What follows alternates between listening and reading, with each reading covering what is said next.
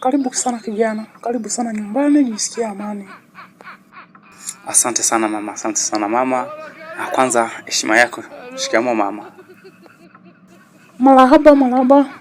Sijui unaitwa nani? Naomba tufahamiane kidogo. Ni kweli mamangu. Naitwa Matinga na ni mpenzi wake Aisha. Kwa ndo nategemea Mungu akijalia hivi karibuni tunaweza kufunga ndoa.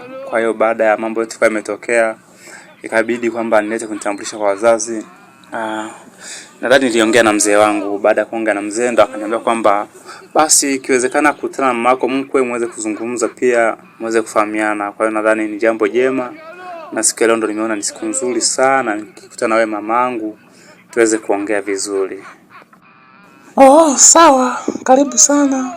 Kwa sababu taarifa zako nilikuwa nazo, binti yangu alinieleza. Basi nikamwambia basi haina shida, ukipata nafasi mwambie aje tuonane kwa sababu ni jambo jema kufahamiana na wazazi wa binti ambao wamemzaa mchumba wako. Kwao karibu sana kwenye familia yetu. Kikubwa tunachokitaka kufuata utaratibu.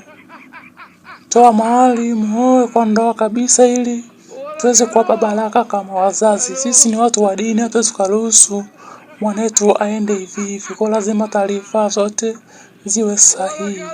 Kwa nilikuwa naomba kijana, kama una nia dhati, fuata taratibu.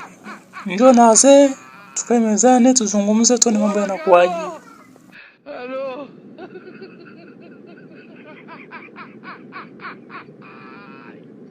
Mpenzi wangu, mbona leo ni tofauti sana? Hebu niambie kwanza. Yaani unaonekana umefurahi. Yaani sijajua. Hebu niambie kwanza kipenzi changu, nini kinachoendelea? Kwa sababu leo umeniita sehemu nzuri kama hii. Si nafikia kwenye makisi. Sio kawaida yako kiukweli mpenzi wangu. Hebu niambie nini kinaendelea? Yaani leo Matinga, sijui hata nikwambie nini. Yaani kwa nilivyofurahi haki ya Mungu. Yaani sikuamini kabisa mpenzi wangu. Unajua msalifu niita kwanza nikaanza kuogopa, nikawaza kuna nini? Nikashangaa na mama anakuja amefurahi sebuleni. Nikajiuliza leo kuna nini kimetokea? Ndo baadaye kaanza kuniambia kwamba kama ni mwanaume umepata.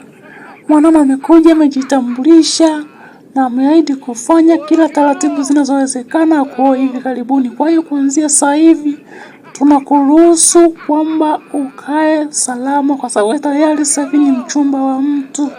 Kwa hiyo nimefurahi sana kiukweli. Yaani hapa nilipo nina furaha mpaka naona aibu kutazama usoni. Yaani hapa naenda kwa mke wako rasmi kabisa mpenzi wangu. Jamani, nakupenda sana mpenzi wangu. Usije ukaniacha, nitakupenda daima.